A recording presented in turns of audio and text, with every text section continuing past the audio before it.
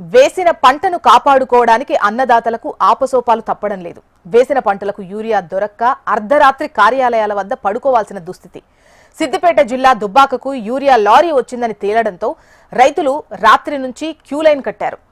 చేతికొచ్చే సమయంలో పంటకు యూరియా వేయకపోతే పెట్టిన పెట్టుబడి రాక ఆత్మహత్యే శరణ్యమవుతుందని రైతులు ఆవేదన వ్యక్తం చేస్తున్నారు. ఎలా అయినా యూరియా తీసుకెళ్లాలని రాత్రి 9 గంటల నుంచి PSCS కార్యాలయం వద్దకు రైతులు చేరుకొని నిద్రిస్తున్నారు. గతంలో ఏనాడు కూడా యూరియా కోసం ఇలా రాత్రుల్లో భార్యా పిల్లలు వదిలి వచ్చినటువంటి దాఖలాలు లేవు అంటున్నారు. ఇప్పటికైనా కనీసం ఎకరాకు 2 యూరియా బస్తాలు ఇచ్చినా చాలంటూ ప్రభుత్వాన్ని అన్నదాతలు వేడుకుంటున్నారు.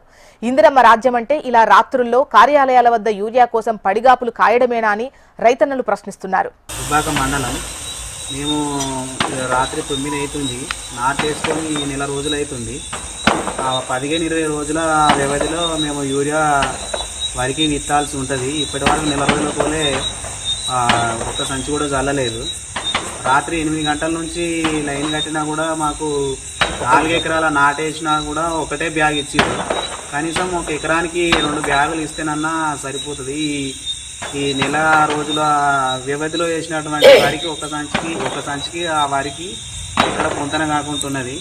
ప్రభుత్వము కొద్దిగా చర్యలు తీసుకొని ఒక ఎకరాకు 2 బ్యాగులు లెక్క ఒక రైతుకు ఇస్తే సరిపోయిన కాడికి సరిపెట్టుకుంటాము. ఇట్లాంటి ఇబ్బందుల వల్ల మాకు యూరియాతోటి పంటలు వేసి లాభం లేకుండా ఉండి పెట్టిన పెట్టుబడులు కూడా మీద పడి రైతుకు ఇబ్బంది అవుతుంది.